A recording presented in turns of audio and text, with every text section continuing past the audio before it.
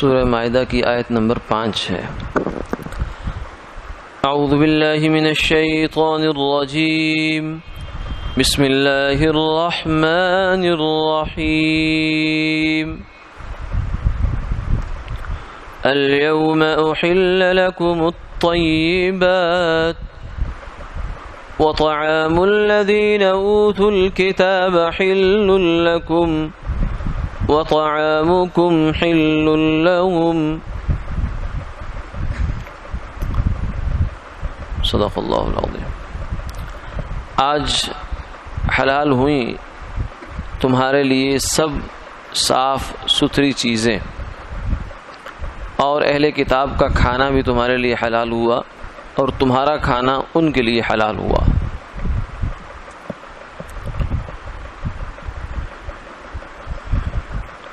سورہ مائدہ کی آیت نمبر 3 میں اس بات کا تذکرہ ہوا تھا کہ آج کے دن دین مکمل ہو گیا۔ اسی اسلوب میں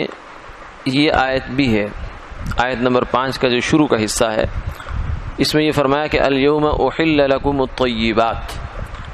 کہ اے ایمان والو آج کے دن تمہارے اوپر پاکیزہ چیزیں تمہارے لیے حلال کر دی گئی۔ اور چونکہ سرکار دو عالم صلی اللہ علیہ وسلم آخری نبی ہیں، قیامت تک آپ کی نبوت چلنی ہے، کوئی اور نبی نہیں آئے گا، اور ترتیب کے اعتبار سے، زمانے کے اعتبار سے آپ کی عمر کا اب آخری حصہ چل رہا ہے، کیونکہ حجۃ الوداع کے بعد آپ صلی اللہ علیہ وسلم نے ربیع الاول میں آپ کا انتقال ہو گیا۔ ذوالحجہ کے 9 تاریخ کو یہ آیت نازل ہوئی تھی، تو ربیع الاول، ذوالحجہ، محرم، صفر، ذوالحجہ کا 20 دن اس کے ہو گئے، محرم کا مہینہ، صفر کا مہینہ، اور 12 دن آگے ربیع الاول کے، تو گویا تقریباً 3 مہینے اور 2 دن اوپر لگا لیں، تو اتنے وقت کے بعد سرکار دو عالم صلی اللہ علیہ وسلم دنیا سے پردہ فرما ہو گئے۔ تو اس لیے اس آیت کو بھی یہ کہہ دیا گیا کہ آج کے دن یہ کام ہو گیا، یعنی اب انداز ایسا ہے کہ اب یہ قیامت تک کے لیے تمہارے لیے ایک حکم اللہ کی جانب سے آ گیا۔ تو پہلا حکم جو آیا ہے وہ یہ ہے کہ احل لکم الطیبات، اللہ نے تمہارے لیے تمام پاکیزہ چیزیں اور خوشگوار چیزیں حلال کر دی ہیں، ٹھیک ہے۔ تو اس میں اس کے بالمقابل، طیبات کے مقابل خبائث ہے، خبائث گندی چیزیں، ایسی چیزیں کہ جن سے طبیعت سلیمہ، انسان اگر فطرت سلیمہ پر ہو تو وہ اس سے ابا کرتا ہے، اس کو نفور ہوتا ہے، اس سے طبیعت میں انقباض ہوتا ہے، گرانی ہوتی ہے، اس سے بھاگتا ہے آدمی، تو وہ چیزیں حرام ہیں، اور جن چیزوں سے کی طرف انسانی طبیعت کو رغبت ہے وہ حلال ہے تمہارے لیے۔ اب یہ اس میں سے کچھ چیزیں تو وہ ہیں کہ جو انسان بذات خود ہی پہچان لیتا ہے کہ یہ میرے لیے اچھا نہیں ہے، یا جو طبیعت سلیمہ مراد ہے وہ اس سے مراد اہل کتاب اور مسلمان، یعنی ملت ابراہیمی کے جو لوگ پیروکار ہیں ان کی طبیعت کا فیصلہ معتبر ہے یہاں، جس میں یہودی، عیسائی اور مسلمان، یہ 3 قومیں اس کے اندر شامل ہیں، ان کی طبیعت سلیمہ کا فیصلہ یہاں مراد ہے۔ دنیا بھر کے لوگوں کے فیصلے مراد نہیں ہیں، اس لیے کہ دنیا میں تو کچھ لوگ ایسے بھی ہیں جو دنیا کی کوئی چیز بھی نہیں چھوڑتے، کھا جاتے ہیں ہر چیز، تو ان کی طبیعت یہاں مراد نہیں ہے، ایک بات۔ دوسری بات یہ ہے کہ کچھ چیزیں اس طبیعت سلیمہ کے لیے بالکل واضح ہیں کہ یہ ہم نے نہیں کھانا، جیسے چوہا ہے، بلی ہے، کتا ہے، یہ ایسی چیزیں ہیں، گدھا ہے، کہ ان کو طبیعت سلیمہ کھانے سے انکار کرتی ہے کہ نہیں، یہ کھانے کی چیزیں نہیں ہیں۔ اور کچھ چیزیں ایسی ہیں کہ جہاں فطرت کے لیے فیصلہ کرنا مشکل ہو جاتا ہے، تو پھر وہاں عام انسانی فطرت جب بے بس ہو جاتی ہے تو انبیاء علیہم الصلوۃ والسلام کے ذریعے سے اللہ اس بات کا فیصلہ کروا دیتے ہیں کہ کیا حلال ہے، کیا حرام ہے۔ تو الیوم احل لکم الطیبات میں تو طیبات جتنے بھی حلال جانور ہیں وہ سارے حلال ہو گئے، حلال پرندے ہیں وہ بھی آ گئے، لیکن اب ان پرندوں کی اور جانوروں کی حد بندی وہ شریعت نے کر دی ہے۔ درندوں کے بارے میں یا چوپایوں کے بارے میں تو یہ کہہ دیا کہ جو بھی درندہ صفت کے جانور ہیں، چیر پھاڑ کرتے ہیں اور گوشت خور ہیں، وہ تو حرام ہوئے، اور اس کے علاوہ ساتھ ساتھ کچھ اور بھی جانوروں کو حرام کر دیا گیا۔ اس کو یوں کہا گیا کل ذی ناب، ہر کچلی والا جانور جو دانت ہیں، کچھ جانوروں کے دانت چپٹے ہیں جو چارہ کھاتے ہیں، ان کے چھوٹے چھوٹے دانت ہیں، اور کچھ جانوروں کے دانت نوکیلے ہوتے ہیں جو گوشت کھاتے ہیں۔ تو گوشت خور درندے جو ہیں وہ سارے کے سارے حرام، کل ذی ناب۔ اور پرندوں میں سے یہ ہوا کل ذی مخلب، ہر پنجے والا جانور۔ پنجہ تو ویسے ہر جانور کے ہوتا ہے، چڑیا کا بھی پنجہ ہوتا ہے۔ پنجے سے مراد یہ ہے کہ جو اپنے پنجے سے پکڑ کر شکار کرتا ہے اور پھر اس کو کھاتا ہے، وہ جانور یہاں مراد ہے۔ تو ان کو یہ خبائث میں آ جائیں گے، ٹھیک ہے۔ اور اس کے علاوہ جیسے کہ پچھلی مجلس میں بھی یہ بات ذکر ہوئی تھی کہ دنیا بھر میں جو چیزیں ہم لوگ کھاتے ہیں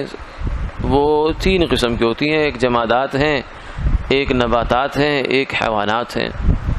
تو جمادات جیسے پتھر ہے، چونا ہے، یا اور جتنی بھی چیزیں ہیں جن کے اندر نمو نہیں ہے، نشو و نما نہیں ہے، ان کے اندر،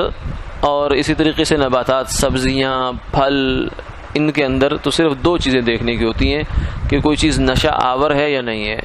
کوئی چیز انسانی جان کے لیے نقصان دہ تو نہیں ہے۔ اگر نشہ آور بھی نہیں ہے، نقصان دہ بھی نہیں ہے، تو وہ چیز حلال ہوتی ہے، چاہے وہ دنیا کی کوئی بھی چیز ہو۔ اور اسی طریقے سے پھلوں میں اور سبزیوں میں، یہ باقی جتنی بھی زمین سے اگنے والی چیزیں ہیں، ان سب میں بھی یہ 2 باتیں دیکھنی ہیں۔ اور جانوروں میں 2 قسم کے جانور حرام ہیں، کل ذی ناب اور کل ذی مخلب، کچلی والا جانور اور پنجے والا جانور۔ کچلی سے مراد وہ جانور جو شکار کرتے ہیں اور اپنے دانتوں سے گوشت کھاتے ہیں، جیسے شیر ہو گیا، چیتا ہو گیا، اور اس طرح کے جانور۔ اور پھر کچھ ایسے خبیث جانور ہیں کہ جن کی الگ سے وضاحت کر دی گئی، جیسے بندر ہے، چوہا ہے، اس کو فاسق فویسق کہا گیا، اور چیل ہے، چیل بھی خیر کرتی ہے شکار۔ تو ان کو کچھ جانوروں کی تو لسٹ دے دی گئی ہمارے ہاتھ میں کہ یہ حرام ہے، اور کچھ کا ہمیں اصول بنا دیا، وہ ہے کچلی والا جانور اور پنجے والا جانور۔ تو اس سے حلال جانوروں کی اور حرام جانوروں کی ایک فہرست ہمارے سامنے آ گئی، جو انبیاء علیہ الصلوۃ والسلام بالخصوص سرکار دو عالم صلی اللہ علیہ وسلم نے ہمیں بتائی ہے۔ اس کے علاوہ جو جانور ہیں وہ طیب ہیں، خوشگوار ہیں طبیعت پر، تو وہ فرمایا کہ وہ تمہارے لیے حلال ہیں۔ اس کو دیکھا جائے تو دنیا میں جتنے بھی چیزیں ہیں ان میں سے بہت کم ایسی چیزیں ہیں جن کو اللہ نے حرام کیا انسان کے لیے، اور اس حرمت کی وجہ بھی مفسرین نے یہ لکھی ہے کہ اس آیت سے ہی معلوم ہوتی ہے کہ اس میں اللہ کا کوئی فائدہ نہیں ہے، اصل میں انسان کا اپنا فائدہ ہے۔ دیکھیں انسان ایسا ہے جو ہے وہ مخلوق اللہ نے پیدا کی ہے کہ یہ ماحول سے متاثر ہوتا ہے، یہ بذات خود کچھ نہیں ہوتا۔ اس لیے کہا ہے کہ جو ہے وہ یہ خاکی اپنی فطرت میں نہ نوری ہے نہ ناری۔ اپنی فطرت میں تو نہ ہم جہنم والے ہیں نہ جنت والے ہیں، یہ ماحول ہوتا ہے جو انسان کو جنت میں لے جاتا ہے اور جہنم میں لے جاتا ہے۔ تو جو خارج کا ماحول ہوتا ہے اس سے بھی انسان متاثر ہوتا ہے، حتیٰ کہ کہا گیا کہ اونٹ پالنے والوں میں کینہ آتا ہے، جس جانور کے ساتھ زیادہ آدمی تلبس رکھتا ہے، رہنا سہنا رکھتا ہے، اس کی صفات بھی انسان کے اندر آ جاتی ہیں۔ بکری والے کے اندر عاجزی ہے، ٹھیک ہے، گھوڑے والوں کے اندر تکبر ہے، ٹھیک۔ تو یہ جانور کا بھی اثر پڑتا ہے۔ تو جب ساتھ رہنے والی چیز کا اثر پڑتا ہے تو جس جانور کو انسان بطور غذا کے کھائے گا اس کا کتنا اثر پڑے گا، ٹھیک ہے۔ تو جو چیزیں خبیث ہیں جیسے خنزیر ہے، اس کے اندر بے حیائی پائی جاتی ہے، خباثت اور نجاست میں ہر وقت یہ لت پت رہتا ہے۔ سب جانوروں میں سے زیادہ گندا اور نجاستوں کے ساتھ مناسبت اور ملوث ہونے والا جانور یہ خنزیر ہے، اور اس میں بے حیائی بھی ہے کہ یہ جو ہے جنسی جو اپنے تعلقات ہیں خواہش کی تکمیل کے لیے بھی یہ دوسرے جانوروں کی نسبت زیادہ بے حیا ہوتا ہے۔ تو جو آدمی اس کا گوشت کھاتا ہے اس کے اندر لازمی سی بات ہے وہ صفات بھی آ جائیں گی جو صفات اس کے اندر ہیں۔ تو اس لیے اللہ تعالیٰ نے فرمایا کہ تمہارے لیے ہم نے اچھی چیزیں حلال کی ہیں تاکہ اچھا کھاؤ اور اچھا کام کرو۔ دوسری جگہ اس کو یوں فرمایا یا ایھا الرسل کلوا من الطیبات واعملوا صالحا، اے رسولو کہ تم کیا کرو، کلو من الطیبات، پاکیزہ چیزیں کھاؤ، واعملوا صالحا، اور نیک کام کرو۔ تو پاکیزہ چیز کھانا نیک کام کرنے کی بنیاد ہے، انسان کے عمل کی بنیاد اس کے پیٹ میں جانے والا لقمہ ہے۔ اگر اس کا لقمہ حلال ہے، طیب ہے، تو اس کے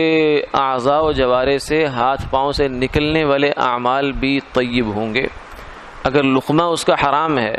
اور خبیث ہے تو نتیجتاً اس کے اعمال بھی ایسے نکلیں گے۔ اس لیے احل لکم الطیبات، طیبات کے لفظ میں یہ ساری باتیں آتی ہیں۔ اور پھر اس کے بعد دوسری چیز جو یہاں فرمائی گی وہ یہ ہے کہ وطعام الذین اوتوا الکتاب حل لکم وطعامکم حل لہم، اہل کتاب کا کھانا تمہارے لیے حلال اور تمہارا کھانا ان کے لیے حلال۔ یہاں دو باتیں قابل غور ہیں۔ ایک بات یہ ہے کہ اہل کتاب سے کیا مراد ہے، اور پھر کھانے سے کیا مراد ہے۔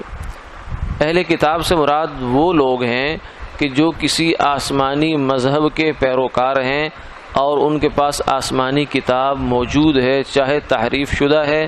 یا وہ غیر تحریف شدہ ہے، اس سے غرض نہیں، بس ان کے پاس کتاب موجود ہے، اور پھر قرآن پاک نے اس کی تصدیق بھی کر دی ہے۔ یہ بھی ضروری ہے،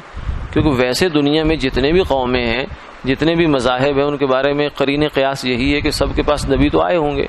وَإِن مِّنْ أُمَّةٍ إِلَّا خَلَا فِيهَا نَذِيرٌ، جتنے بھی انسانی گروہ ہوئے ہیں، فرمایا کہ سب کے اندر کوئی نہ کوئی ڈرانے والا آیا ہے، لیکن ہمیں نہیں پتا کہ فلاں قوم جو ہے اس کے اندر کوئی نبی آیا یا نہیں آیا، یا جو اس کو انہوں نے بڑا جس کو پیشوا اپنا بنا رکھا ہے کیا وہ نبی تھے یا نہیں تھے۔ جیسے مثلا ہندو قوم ہے، بدھ مت ہے،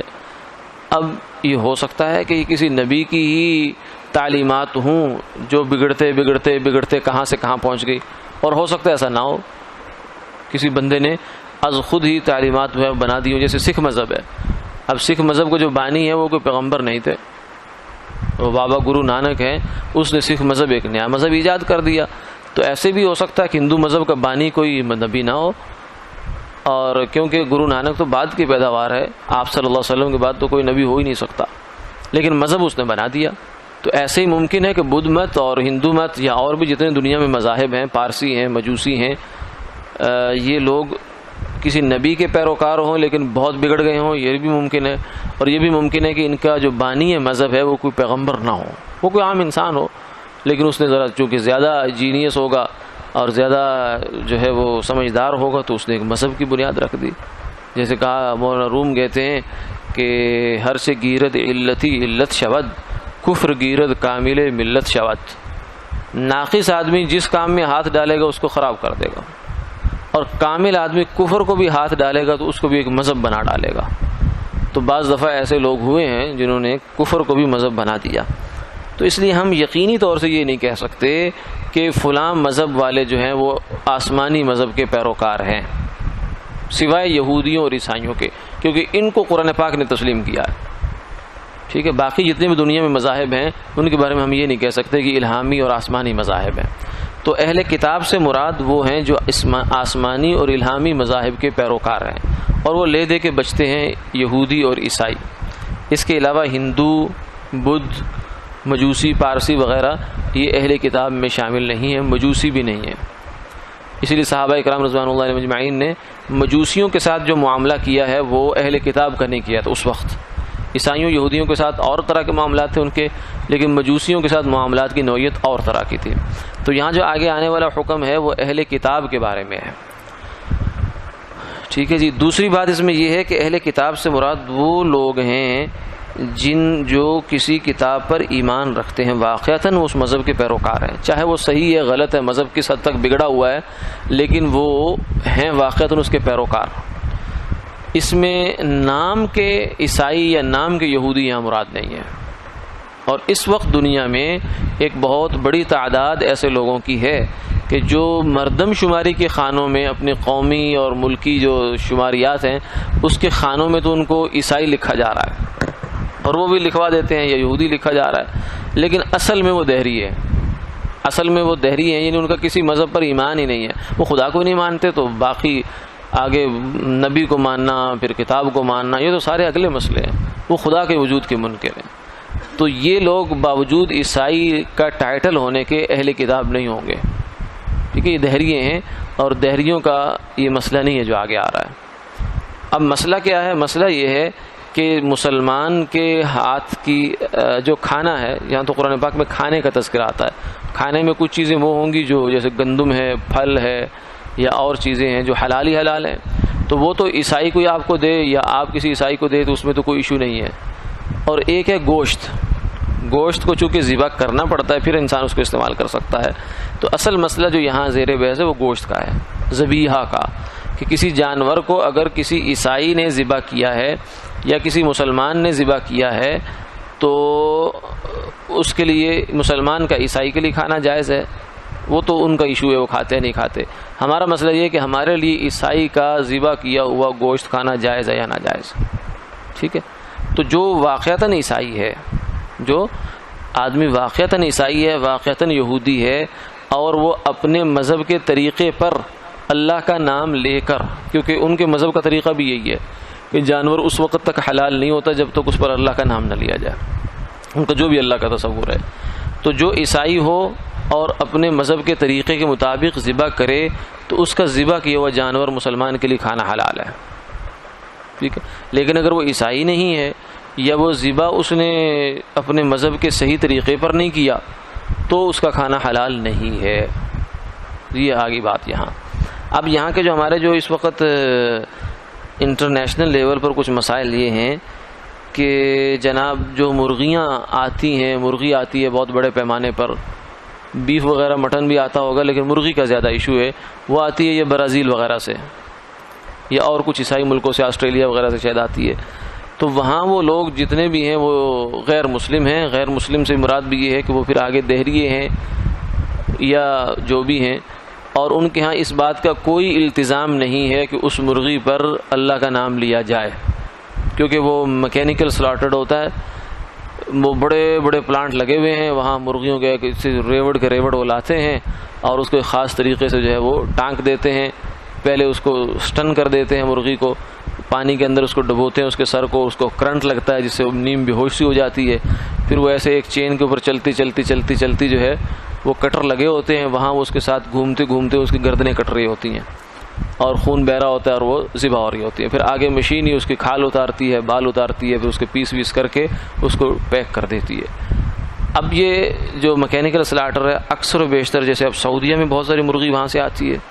جو باہر سے آتی ہے مرغی، وہ ان ملکوں سے آتی ہے، ہمارے یہاں بھی شاید کچھ ایسی جگہ ہیں جہاں امپورٹڈ ہوتا ہے گوشت، یہ جو بڑے بڑے برانڈز ہیں، چین ہیں کھانے پینے کی، یہ امپورٹ کرتی ہیں گوشت، تو ان کے جو گوشت بھی بظاہر کچھ بہت ساروں کے انہی ممالک سے آ رہے ہوتے ہیں۔ تو وہاں کے ایشو یہ دو تین ہیں، ایک تو یہ ہے کہ وہ جو لوگ وہاں کھڑا ہے آدمی، سب سے پہلی بات تو یہ ہے کہ وہاں کوئی آدمی بھی ذبح کے وقت کھڑا نہیں ہے، وہ مشین ہی ہے بس، ٹھیک ہے؟ تو مشین جو ہے وہ تو نہ اللہ کا نام لے سکتی ہے، نہ وہ یہودی ہوتی ہے، نہ عیسائی ہوتی ہے، نہ ہندو ہوتی ہے، مشین تو مشین ہی ہوتی ہے، ٹھیک ہے؟ اصل تو کاٹنے والا ہے، ذبح کرنے والا کون آدمی ہے، اس کا مسئلہ ہے کہ وہ کیا کر رہا ہے، وہ عیسائی ہے یا یہودی ہے۔ اول تو مشین ہے، وہاں کو بندے ہی نہیں، ایک بندے نے بٹن دبا دیا، اس کے بعد وہ دیکھ رہے ہیں اس کو، باقی تو کام مشین کیے چلی جا رہی ہے، ٹھیک ہے؟ اور دوسرا اگر وہاں کوئی کھڑا بھی ہے تو وہ عیسائی ہے یا دہریہ ہے، اس کی کوئی تمیز نہیں ہے، پھر اس پر اللہ کا نام کوئی نہیں لیا جا رہا، اس لیے وہاں کی جو امپورٹڈ مرغی ہے وہ حلال نہیں ہے، جو اس کیفیت سے گزر رہی ہے وہ حلال نہیں ہے جب تک کسی مستند معتمد مسلمان ادارے کی اس پر تصدیق نہ ہو کہ یہ حلال ہے۔ یہ تصدیق بھی ضروری ہے، تصدیق کے لیے ضروری ہے کہ کسی تھرڈ پارٹی کا ہو، ورنہ عام طور سے جو وہاں کے وہ لوگ بنانے والے ہیں، لکھنے والے ہیں، وہ کیا کرتے ہیں، سیلف کلیم کر دیتے ہیں، اپنے پاس ہی اوپر حلال کی مہر لگا دیتے ہیں۔ بھئی تم تو فریق ہو، تم کیسے تصدیق کر سکتے ہو؟ یعنی ایک طالب علم ہے، وہ خود ہی دوڑا دوڑ میں اور خود ہی اپنے آپ کو انعام دے لیا اس نے، یہ پڑھا خود ہی اور خود ہی کہتا ہے کہ مجھے سرٹیفکیٹ میں نے دے دیا، اور اس پہ اوپر اس سرٹیفکیٹ پہ اپنے ہی دستخط ہیں اس کے۔ تو یہ مضحکہ خیز بات ہے نا